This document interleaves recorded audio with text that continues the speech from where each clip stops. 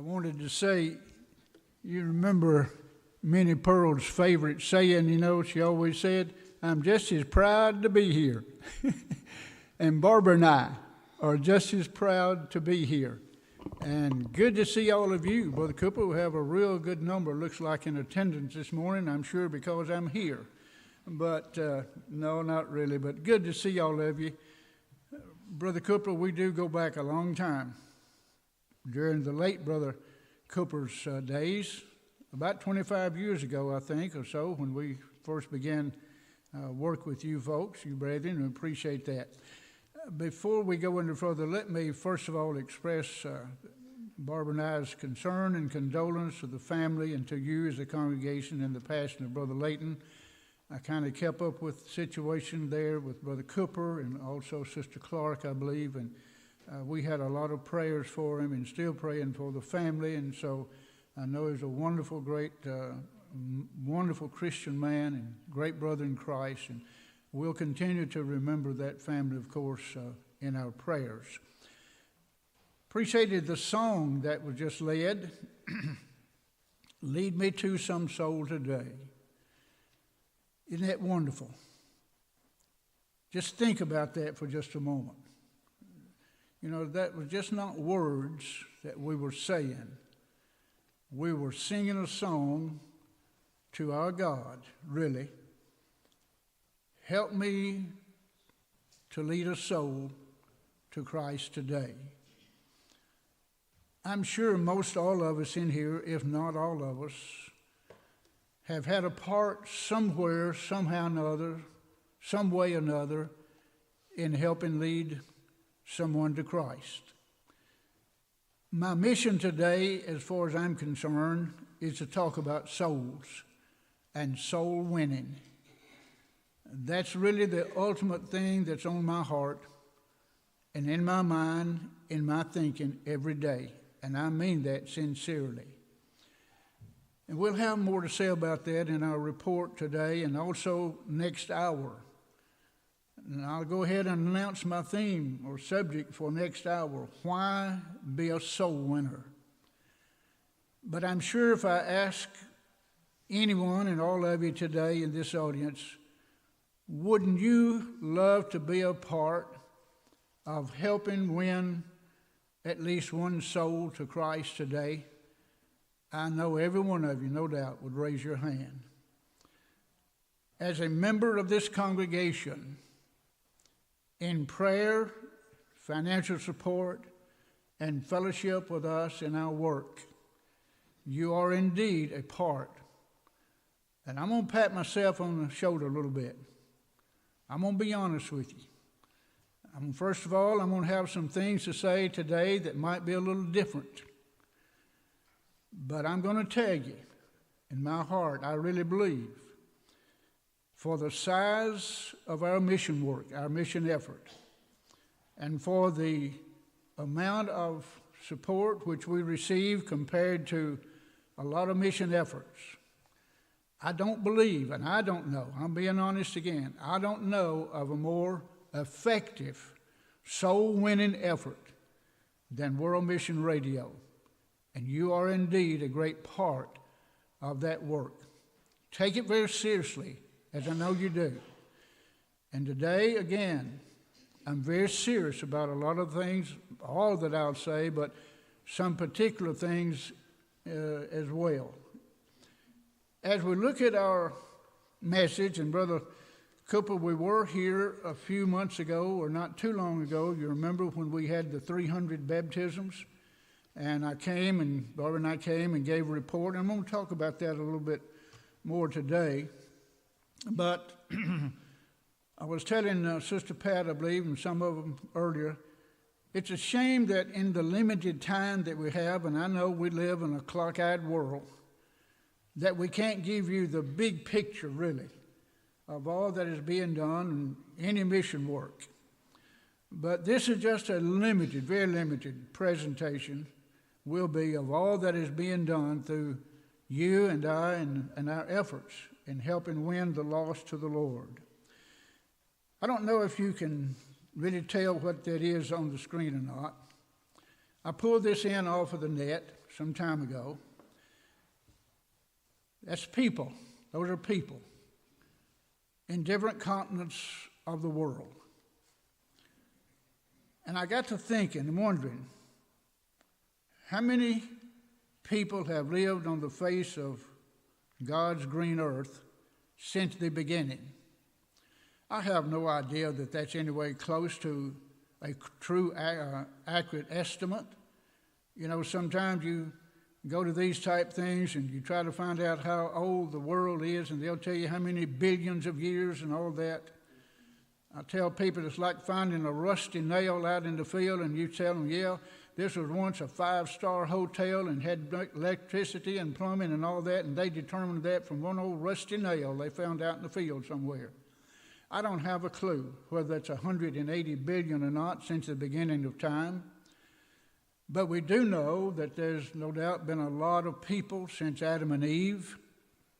And we do know that everyone was created in the likeness of an eternal God.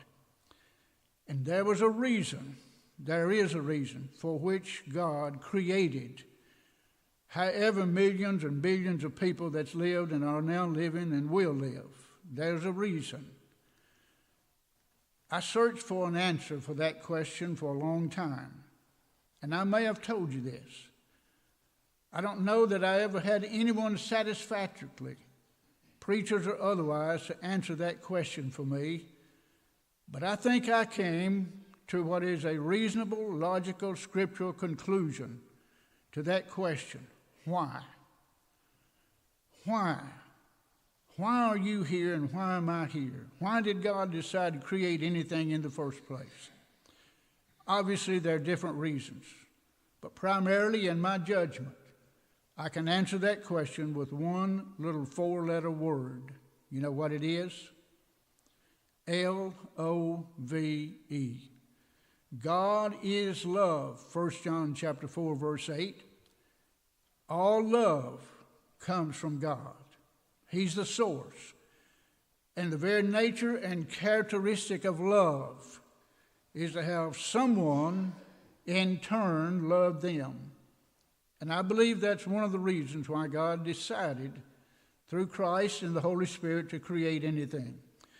So I don't know how many people have lived, but it is said now that there are 8 billion plus souls on the face of God's green earth, on planet Earth at this moment.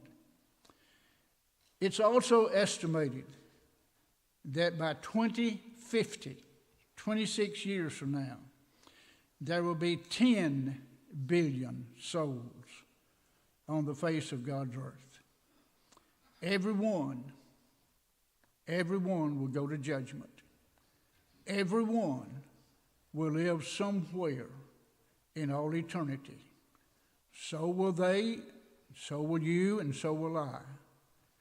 It is appointed unto men once to die, and after that the judgment.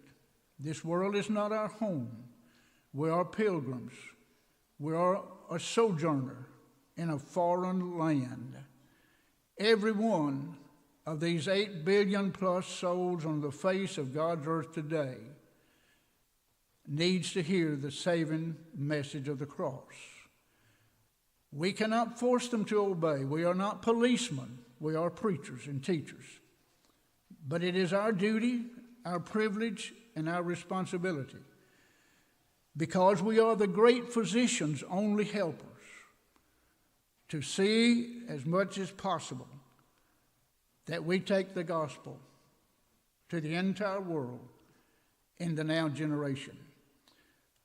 In the book of Matthew, chapter 28, verses 18 through 20, we're going to be dealing with the Great Commission passages in the next hour. But I want to talk about something here this morning, and I want you to think about this with me real seriously. We are in the soul-saving business, brethren. That's our mission. That is our purpose. Not only at World Mission Radio, but at East Hill Church of Christ in Pulaski, Tennessee. If that is not our mission, if that is not our purpose, then there's something like it in my judgment. But I want to analyze this morning the Great Commission passage from Matthew 28, 18 through 20. 4 words Jesus left. Very simple, very tremendous, powerful. Think about these 4 words with me, if you will, for the next few moments. Number 1, go. Doesn't tell us how to go. Doesn't tell us where to go other than into all the world. And all the rest that we could talk about going. But brethren, if we don't go, we will answer for it on the day of judgment. A number of years ago, when I was still in the business world, living in Chattanooga, Tennessee, had the opportunity to go to the Sunset School of Preaching, and I did, Barbara and our family. I said to Barbara before we made the final decision, I said, Barbara, I want to go home. I want to go to Nashville, Fairview, Tennessee, where my parents live. I want to talk to my dad. This means I've got to give up my job, had a good job, give up our home, sell automobiles, sell our furniture, give the rest of it away, leave that and go to school on a very limited amount of support. And I said, Barbara, we'll make our final decision. But my father had some of the greatest wisdom in my judgment of any man I've ever known. Raised 12 kids, every one of them faithful members of the church, every spouse faithful members of the church. That's unheard of. I came to my dad and I said, Dad, I took him off privately. I said, I'm going to ask you something. I'm going to tell you something. I told him what I was going to do. Quit my job, sell my home, all the rest, move to Lubbock, Texas, and go to school. You know what my father said to me? It sticks me right here to this day. If you don't, you may have to answer for it. That's all he ever said. If we don't, we may have to answer for it. Go, but then go do what? Go teach and preach. If you just go and don't preach and teach, you're not fulfilling the Great Commission. If you go and you teach and preach, even though you preach the gospel, and it stops there, you are not fulfilling the Great Commission. I don't care how much you say I'm going. I don't care how much you say I'm teaching. I don't care how much you say you're doing. If you go and you teach, but you stop there, you are not fulfilling the Great Commission. Jesus said, go, teach, and baptize. If you're not baptizing, I don't care how much you claim to be a missionary or whatever it may be. I don't care what kind of programs you may be presenting. I don't care how dynamic your presentations may be or whatever it may be. And I'm not casting stones at anyone. I'm just telling you the sincere truth from the bottom of my heart. If you're not baptizing people, you are not fulfilling the Great Commission. I had a missionary one time to tell me, talking about this. He said, well, we're not so concerned about how many baptisms, actually kind of being critical of us, I think jealous, to be honest with you, because we were having baptisms and they probably weren't. So he said, we're not too concerned about baptizing, we just go teach and preach. Jesus said, go, teach, baptize, and teach. You know what we normally do? If we're doing the greater part of fulfilling the Great Commission, we go, we teach, we baptize, and then guess what we do? Leave them to die standing dripping wet on the side of the baptistry as a newborn Christian and never carry it out any further. You are not fulfilling the Great Commission. If you stop there, you are not fulfilling the Great Commission. Go, teach, baptize, and teach. I've been in radio for 50 years or so. I've had effective radio programs. I've had radio programs that weren't that effective. I've had radio programs that were effective in certain areas of the world and certain areas they are not. We're going to talk about that some later perhaps. But I want to say something again very seriously, brethren. There is mission work, and then there's mission work. There's radio work, and then there's radio work. And by that, I want to show you something. Well, I'm not sure how to operate heavy equipment either, evidently. You go to the next slide. Okay. The work of the church, another vital part of our work as the great physician's only helper.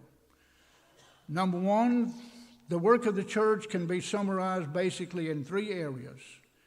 Preach the gospel, win lost souls to Christ. Edify and build up the Lord's church, support widows and orphans. Everything that we do, brethren, every program that we have, locally and otherwise, if it is not directly attached to one of these three works, we need to reconsider what we are doing. We have programs on top of programs in our brotherhood and in congregations. Our program machine is clogged with so many programs. But you know what we're not doing? We're not doing what the Lord instructed us to do. And it won't work. If we do what the Lord prescribed, if you please, for us to do, the way He said do it, it will work every time. And if we don't, guess what? It won't work. Everything that we do, if it is not attached to one of these areas of the Lord's work, in my judgment, we need to be thinking about what we're doing. When I was here last time, or I think the last time I gave a report, Chris, you remember? I told you about kttr.org, an internet radio station. Not a program, it's a station. Our Spanish speaker had been doing internet radio for 15 years or so. Not too many months ago, I think less than a year ago, he said, Brother Jones, I've got a slot on my radio program. I'm going to give you free time. It's broadcast twice a week. Thursday afternoon, it's morning in Africa. Monday afternoon at 2 o'clock and Thursday afternoon at 2 o'clock. Monday and Thursday at 2 o'clock, you can hear my program, one of them, on kttr.org. But I want to show you something. You know, a lot of times you have missionaries come and they tell you about the glory and things that they are doing and their buildings that they're seeing and the streets and so forth and how many countries they're, if they're in radio, how many countries they're broadcasting in, and they make a very big glaring report. I want to say something, Brett. I'm not against any good program that works. Don't get me wrong. But there are programs that work and there are programs that don't work. For the last few years, not years, months, this is what we have seen on this particular radio program. I won't be able to read all that probably, or I should, but these are the stats. When I got this just a few days ago, today there were 31 visits and so forth and 103 visitors. And let me get up here where I can read it. You can read it. I just want to look at this. Yesterday, 129 visitors, 1,954 visits.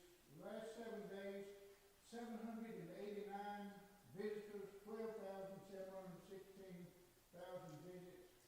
Last 30 days, 2,899 visitors, 31,288 visits. Last 365 days, this is on this radio program, 33,886, 349,569 or 65 visitors. Total, 97,766 visitors and 588,682 visitors. Man, how How wonderful. That is powerful. I am thankful, and I am. That's free. It doesn't cost me a thing. But you know what I didn't tell you? You know what's not in that report? You know, don't you? How many baptisms did you have from those? As far as I know, 0 multiplied by 0. That's not to say it's not a good work. Not to say it's not beneficial. It's not to say it's good.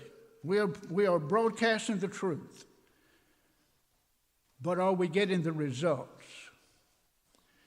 Now let's talk about our work that I told you about when we were here last. A direct result of just one of our radio programs in Africa. You remember, modern day Pentecost, 300 baptisms in one day. By the way, we've had several baptisms. This is at the university congregation, which we'll talk about. We've had several baptisms in addition to that since then and still are. Okay, these are some of the baptisms. This is a direct result of one of the listeners to our radio programs. I'm going to go ahead and tell you what makes the difference. What makes the difference between what you're seeing here and what we just saw on the internet radio? Boots on the ground. If you don't have soldiers of the cross out there doing the follow-up work, taking it the next step, doing the baptizing, you're not fulfilling the Great Commission. I don't care if it's me or whoever it is. The man on the left is Brother Lawrence, on my left and your left. The next to him is Sister Rose, who helps care for the orphan children there. The next lady, or the lady next to her, is Brother Lawrence's aunt, and the gentleman standing next to her is Brother Lawrence's uncle, members of the church. The man on the right is named Mark. You remember the story. I'm not going to dwell a lot with it because you remember it. Mark is a professor along with Brother Lawrence's uncle at the university congregation there where we are at the university.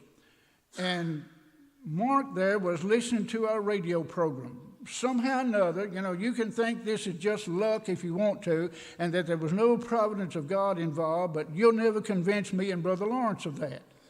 Somehow or another, Brother Lawrence met this man on the street named Mark. Got to talking to him, found out he was listening to our radio program. Long story short, Brother Lawrence tried to give him a tract after they had visited a time or two. Brother Lawrence had found out the man was a Catholic. Mark didn't want to take the tract. Brother Lawrence said, as Mark started to walk away, he said, if you want to go to heaven, you need to take this tract. He said, you cannot go to heaven as a Catholic. That's pretty strong, isn't it? Mark said, you mean I can't go to heaven as a Catholic? Brother Lawrence said, you cannot. Mark took the tract, went home and read it, got in contact with Brother Lawrence later and said, Brother Lawrence, I want you to do me a favor. Said, I want you to prepare yourself. I really want you to prepare yourself. I'm going to plan a meeting for you to come and teach us about the one true church of the Bible and how to be saved. Brother Lawrence went, took some other brethren with him, taught for 5 or 6 hours or so. And as a result, these are members of that congregation now that you are looking at, okay? We had a campaign there not too long ago. Brother Cooper's aware of that. And this is part of the follow-up. Now, every Sunday, Brother Lawrence and others go to that congregation and they teach, preach, have a regular worship service. And then on Sunday afternoon at 2 o'clock, 6 o'clock in the morning, our time, sometimes, Brother Cooper, we don't have electric, but we get on a new transformer, I think, so hopefully that'll eliminate that. But I teach for an hour or so via Skype. Brother Lawrence and them are there too at the same time. So here's part of the follow-up program. Go, teach, baptize, and teach. This is not the only place that we do that. Now, unfortunately, we can't go to every place, but we do through training preachers and other people, other means, we're able to still follow up with the teaching. These are some of the new converts there, Brother Cooper, at the university congregation receiving Bibles. Another scene with Brother Lawrence out in the open, teaching some brethren there. If I remember, Brother Lawrence said these were some of the preachers in the area. Brother Lawrence continues to preach. You can notice too, by the way, this must be at someone's home because there's a lady preparing a meal back there in her kitchen. Can you believe that's her kitchen, Sister Susan? How would you like a kitchen that dynamic, that modern and up to date? A few poles on a stand thing there and a few pots and pans cooking on an open fire. That's Africa. That's the way they cook a lot of times. Brother Lawrence said to me to be sure and tell you thank you for all that you're doing for the work there. Let's move to our next work. The Maasai tribe, nomadic, still live in caves and in tents and huts like this, made of mud and cow dung and straw and so forth. Barbara and I have been there. We've seen these. Very primitive. There's been some work among the Maasai tribe there back some time ago. But as far as I know, we are the only ones now that are involved with the work among the Maasai tribe. This is the southern part of Kenya, now near the Tanzania border. Tanzania, we say. This is Brother Daniel, who is our man on the scene there, boots on the ground. We always work through our people there, local people. We don't translate our radio programs. We find people that speak the language, whatever it is. We want to find good, faithful people that speak their own language. It's a lot better, much better than them trying to translate from us, okay? Now, my program there that I mentioned a while ago, every first Sunday of the month, there where Brother Lawrence is, I do the program in English because we have, multitudes of people in Kenya that speak English. But the rest of the time, Brother Lawrence and him are producing the program, and also Brother Daniel will talk about his radio program. But anyway, Brother Daniel, I got Brother Lawrence to help us to go down and help train Brother Daniel to do radio programs in the Maasai land. It's broadcast in Swahili, not only in Kenya, but over in Tanzania as well. Brother Daniel, I think, has had about 70 baptisms, 68 or 70 baptisms, I believe, in the last 2 or 3 months. But again, it is a direct response of radio. You see this congregation? This is a congregation, brethren, of the Lord's church. They don't have a church building to meet in. They don't even have a shade tree really to meet under. They're meeting on straw or just sitting on the ground or whatever. This is a direct result of one of our radio programs produced by Brother Daniel down there. Some of the people heard Brother Daniel, and they contacted Brother Daniel. I think he told me the other day, this month he had already had 68 telephone calls from people that are listening to his radio program. But this is a result of one of the radio programs that Brother Daniel produces. And again, Brother Daniel follows up on the radio programs like Brother Lawrence and all the others that we work with, does the teaching and baptizing. And Brother Daniel sent me this. It's a stream of water there. I can't believe they had water out there because where Brother Daniel is, and it's amazing that they have electric and even internet, he said it takes him 3 hours to get to town. That's to go do the radio program. Goes once a month. Stays there till he does the 4 or 5 radio programs every month. It took Barbara and I an hour and a half or 2 hours just driving across the plains when we went there. No roads or nothing, just Maasai guy guiding us out. But they have a road out there. They have electric and have internet. I couldn't believe that. I Skyped with Brother Daniel at the trade center. They don't have electric and so forth in their house, but at the trade center there, I was Skyping with Brother Daniel just a few days ago. But anyway, he said, we want to make a baptistry here so we can baptize more people. Here's another follow-up plan. Brother Daniel there among some of the ladies teaching again in a congregation there of the Lord's church. There's several congregations now, at least 3 or 4, out in that area where Brother Daniel and the Maasai work. Let me back up one place. One of the members there, and I'm not for sure if it was in one of those congregations we just looked at or not, but I think it was, has given the church there, this new congregation, a plot of ground. This is it. Brother Daniel sent me this picture. Gave it to the church just recently, and they're hoping to build a new church building there in the next, whenever we can get the funds. This is Brother Daniel and some of the brethren in town. This is Narok, Kenya. And it's, again, about 2 or 3 hours from where Brother Daniel is. But they had a 3 or 4 or 5 day gospel meeting, 4 or 5 congregations in town, and Brother Daniel and all of them went together and had a gospel meeting, rented tents. Was a big event. I'm not for sure all the results from that. Let's move to another work. This is the Kopot tribe, way up in northern Kenya near South Sudan. Brother Stevens, a worker up there, he lives in a town of, I don't know, probably, I'm guessing, but maybe a million people, 800,000 people. But there's a tribe several miles, I'm again not sure, that Brother Daniel, or Brother Stevens rather, has been working with for some time, called the Kopot tribe. And again, as far as I know, we're the only ones working with the Kopot tribe. Brother Stephen, like Brother Daniel, and most of them have no support, monthly support. One of the things we don't do a lot is put preachers on support. Now, Brother Richard and Brother Lawrence is, because they are full-time in the works there. But Brother Stephen, Brother Daniel, and others do not get any support, from us at least. Brother Stephen goes once a month, once every 2 months or 3 months or so. He'll call me or send me an email, say, Brother Jones, I need some funds to go to the Kopot people and teach and baptize and continue to teach and so forth. So I'll send him $100. He just went last week or so. But I think in this year, I think Brother Stephen said he had baptized, I'm really not for sure, but it was probably 100 or more. But you are a part, brethren, again, of these people, being converted, taught, baptized, and still being taught. Now let's talk about the support of widows and orphans hurriedly. Time's about gone. This is just some of the wonderful, precious little children at the orphanage. We again still have about 200 and something, a little less than 300, I think, now. I wish you could see those. I don't know how clear you can see those pictures, but these are just some of the smaller classes. That's Sissy, by the way. Sister Clark is here. That's Sissy. She helps Sister Clark some.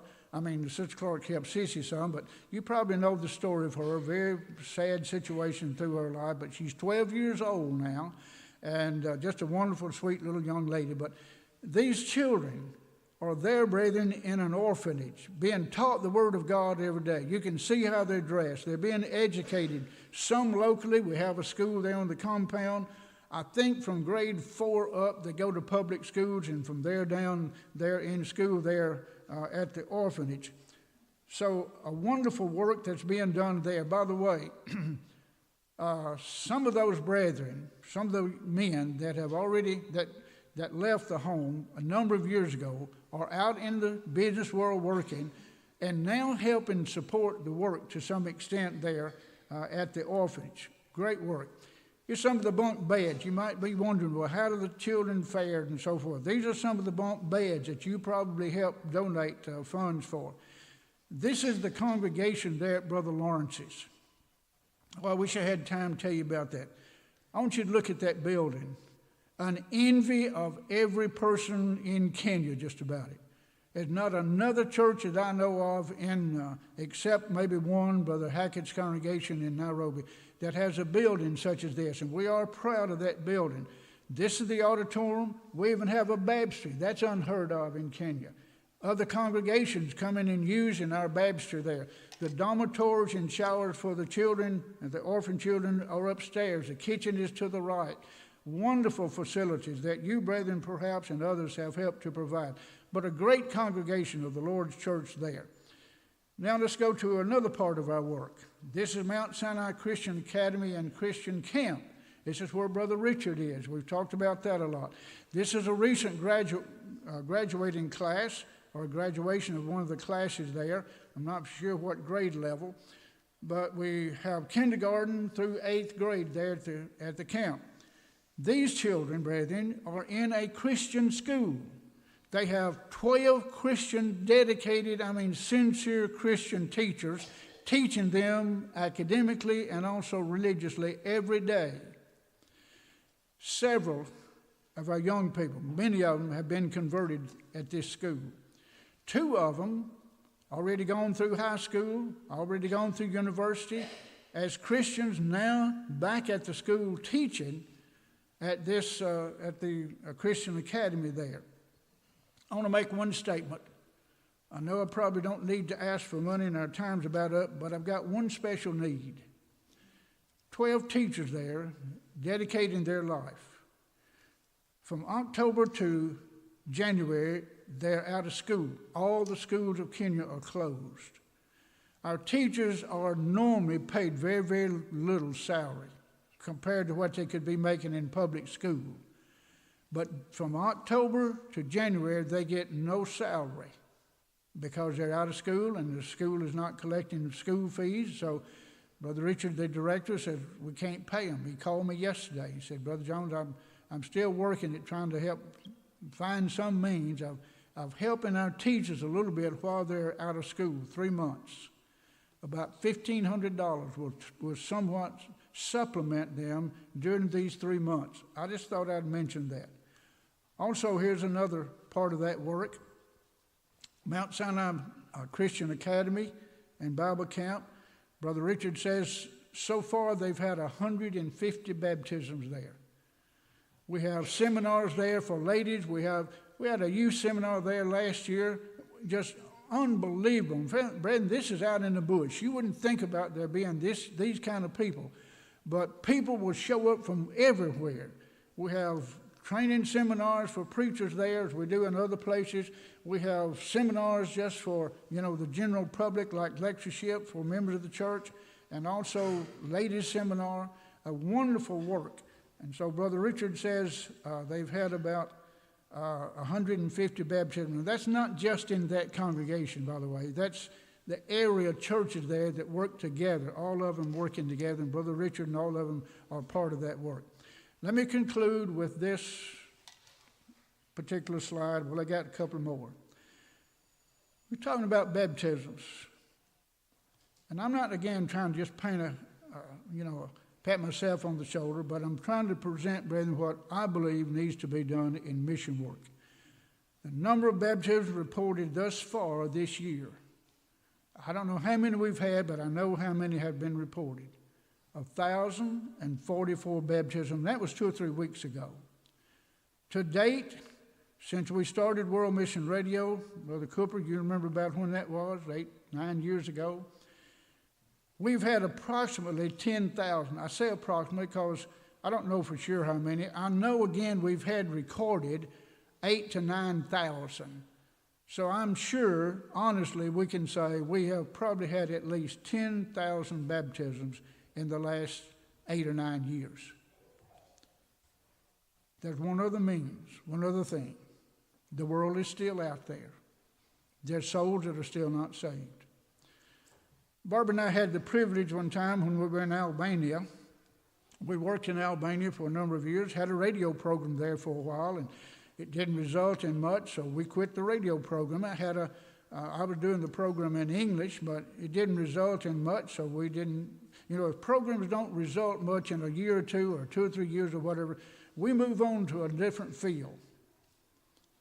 It's what Jesus did, dust the feet off and go to the fields or places where they're ripe. But there's a country, Slovenia. You may not have heard of it. Ljubljana, the capital. Beautiful place, university town. As far as I know, and you can help me with this, as far as I know, there's no known work in the whole country. I'm talking about of the Lord's church, in the whole country of Slovenia. I'm praying for that country. English-speaking, many of them, not all of them, but great opportunity for English-speaking radio programs. Convert some people there, start another work just like we've been doing, have people there, boots on the ground to follow up, and see that people in Ljubljana, at least beginning, have the opportunity to hear the gospel and ultimately trust will be saved. Brother Cooper, I think our time's about up. Okay. Let me conclude with this thought. To God be the glory in all that we do, and all that you do, and all that is being done around the world for the salvation of lost souls. Until we meet again for this presentation. God bless you. Thank you. Can I take just a minute? Anybody have any questions, comments, or concerns, or thoughts? I must have done a pretty good job.